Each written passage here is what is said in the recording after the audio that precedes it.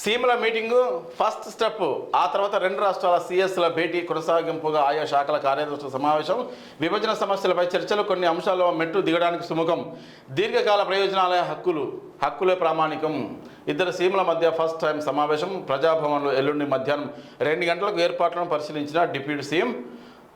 CS AP Telangana మధ్య నెలకొన్న వివాదాలను పరిష్కరించుకునేందుకు సమస్యలను కొలికి తెచ్చేందుకు ఇరు రాష్ట్రాల సీఎంలు శుక్రవారం ప్రజాభవన్లో సమావేశం కానున్నారు. ఈ భేటీ ఫస్ట్ స్టెప్గా కాగా, దీనికి కొనసాగింపుగా ఇరు రాష్ట్రాల సీఎస్లు సైతం సమావేశమై సమస్యలపై చర్చించనున్నారు. అనంతరం శాఖల వారీగా ఆయా కార్యదర్శులు సైతం చర్చలు జరపనున్నారు.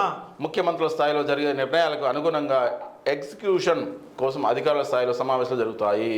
ఎందుకంటే రెండు ఉమ్మడి ఆంధ్రప్రదేశ్లో విడిపోయినప్పుడు 10 సంవత్సరాలు మన క్యాపిటల్గా ఉంచారు ఇద్దరికి. ఇప్పుడు 10 సంవత్సరాలు దాటింది కదా. ఈ విభజనలో కొన్ని సమస్యలు ఉండే, ఎవరెవరికి ఎంత షేర్ ఇవ్వాలని. దాంట్లో ఇప్పుడు మాట్లాడుకోవడానికి వస్తున్నారు. ఎన్నో తారీఖు? 6వ తారీఖు 2 గంటలకంట. 6వ తారీఖు 6 గంటలకు సాయంత్రం. మన రేవంత్ రెడ్డి అని మన తెలంగాణకి అనుగుణంగా ఉండాలి. రెండోది ఎంత గురు శిష్యుల బంధము, సహచరుల బంధము అవి పక్క పెట్టి మన తెలంగాణ మనకు ముఖ్యం. అవునా కదా? ఈ మేడం ఇంకో మనకి ఏంటంటే ఏమనుకున్నాం, ఆ మేడం కూడా శాంతికుమార్ మేడం సిఎస్ ఆంధ్ర మనిషి. కానీ అలాంటి కాదని మనం పూర్తిగా నమ్మకం. ఎందుకంటే మంచి మేడం ఆమె మీద ఎలాంటి మాకు అభిప్రాయం లేదు, దూరం.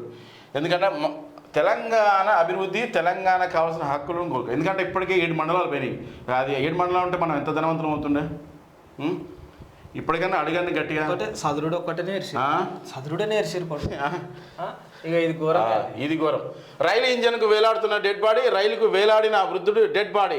బీబీ నగర్ నుంచి గట్కేసర్ వరకు ట్రావెల్. ఒక్కసారిగా షాక్ అయిన ప్రయాణికులు, మృతదేహాన్ని తొలగించిన పోలీసులు. బీబీ నగర్ నుంచి గట్కేసర్ దాకా రైలు ఇంజన్కే డెడ్ బాడీ. అంటే ఉదయం పూట ఒక అతన్ని ఢీ కొట్టింది ఒక రైలు.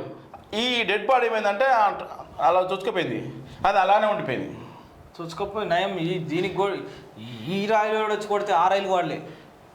అట్లనే ఇట్లా అట్నే పాపం ఎంత ఘోరం.